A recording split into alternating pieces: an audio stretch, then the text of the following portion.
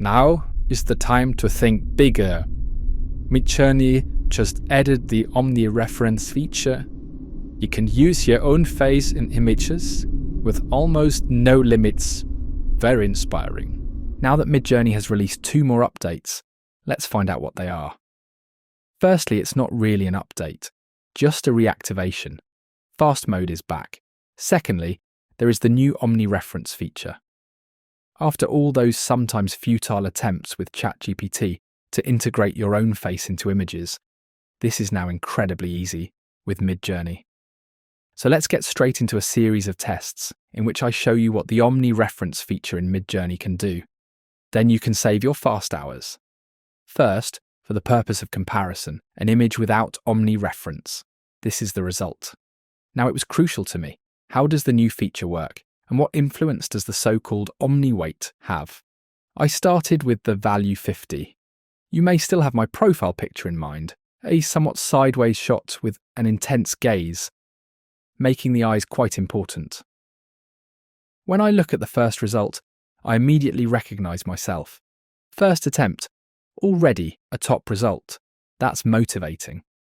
In the next example, I took the value 100 with this result. According to Midjourney, the value 100 is the default setting if you don't change it. If I use the Omni Reference value 300, the character of the armour changes. It turns blue. This picture is the result of the value 400, where I can already recognise myself very clearly. As a first conclusion, let me summarise.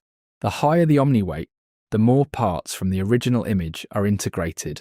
In my case, it is the orange sweater, with the blue collar that is typical for me, which we can clearly see here. It's no longer armour, but an attempt at an interpretation between my sweater and a tabard.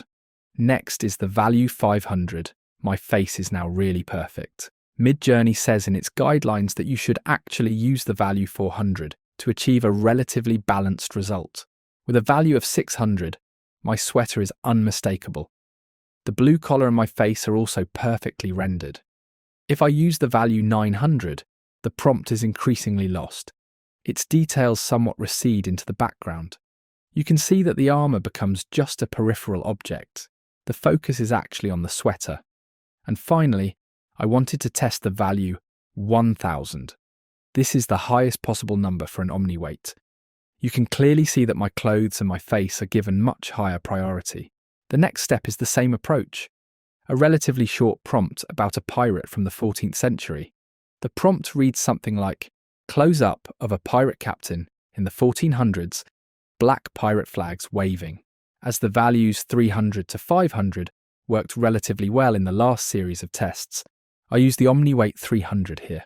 The result we see now, even if my face looks a bit artificial, is well done. However, Midjourney makes it look too much like the modern image. Thus, it appears as if I were sailing somewhere on an ocean today. But since I was more interested in a real pirate look and feel, I first took a step back. I used the exact same prompt without reference to my picture. This is the result we get from Midjourney. Totally impressive. And that's exactly how I want my picture to be realised. Not in a modern and bright way, but dark and bold. I can see several possibilities here. The images shouldn't look like a simple selfie, but like something from a movie, so that we can animate the image with an AI video platform. Hence the approach was, how can we combine the two?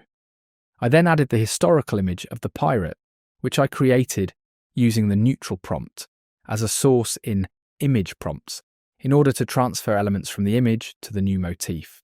I also added my face as an image using Omni Reference with Omni Weight 300. The result is a little better, the pirate flags in the background, but it still has that slightly more modern touch. That's not good enough for me. Therefore, I tried the following in the next test. Use the historical image of the pirate not only via image prompts, but also via style reference. This gives us this result. If I had to rate myself now, I would see very clear evidence of my face, especially the eyes. Of course, the beard, hair, and hat influence the image. Unfortunately, the face also looks a bit soft, 3D rendered, so to speak. But the overall effect is really phenomenal and very well captured. This means that you should always use image prompts and/or style reference as visual references for your images. Everything I explain here can also be found in the description below. I'm actually very enthusiastic about this picture. Of course, you could also say, make me a news anchor, and there you have the perfect picture. Since I wanted a greater weighting of my clothes, I used the Omni Weight 1000 for this. We already learned about the influence of that particular value at the beginning. As you can see, the possibilities are once again endless. Do you want to become a samurai in ancient Japan? Then simply take the following path again. First, create a reference image. Here the samurai during snowfall. And then use this as a style reference when creating the image. Then not only the hue, but also the composition of the image is transferred. Similar to the test with the pirate, I also use the Omni Reference here. The value here is 500. This gives us a result like this, almost identical to the original, with the same background. And I got a perfect shot. That's really quite impressive. I use the same process for the next image. First write a neutral prompt, then choose the picture you like best and use it as an additional template. This gives you a perfect consistency in the pictures. However, it's a bit of a shame that Midjourney, apart from the fact that the results are a bit soft, lacks absolute prompt adherence, as we are familiar with ChatGPT. This example makes it particularly clear. Instead of me as Baron Munchausen, flying on the cannonball, something like this emerges. It looks more like I'm doing a vertical jump onto an air mattress. And it looks very ordinary again, as if photographed with a cell phone. A quick tip at this point. Use ChatGPT and describe the environment you want to be in. For example, I'm in the desert, in the evening light, fire and smoke in the background. Describe the lighting situation to me. That way, you won't get a plain cell phone picture, but me on a snake in the desert. You'll then get something like this, generated with the description of the lighting by ChatGPT. This means that similar ideas can be realized. Here again the same phenomenon as with the flying man. If you just write a simple prompt without a specification and add your image with an Omni reference, you will again only get such simple images. This looks good, but not very cinematic. Again, there are two ways to adjust the image. I have used the same prompt as for this image, but I have also added this image as a template using the Image Prompts feature. This will add you into the scene in the style of the template. Or, second way, you use the image as a style reference with exactly the same prompt as before, then you can expect a result like this. Me as a Roman soldier, with this very strong ambient light. This is all predefined by this image alone. Here is another example. ChatGPT has described what I have highlighted here. I wouldn't have the ability to describe every nuance of the lighting conditions underwater. You'll find it incredibly easy, and the images you create will be extremely impressive. This is the result. But there is still some room for improvement, as the figure looks more like plastic or rubber. The reflection in the water up here is also rather atypical. This is, of course, the great hour of the video AI platforms, because they bring the images to life and you can no longer see the minor flaws. In the last example, I turned myself into an astronaut. Here too, the basis is a very long prompt that primarily focuses on the lighting situation. If you animate this via Kling, for example, it turns into a really impressive result. You could have a spaceship fly by, or do a pan to the space station. That's pretty cool. As I have recently discovered through my intensive work with Midjourney, some things don't work.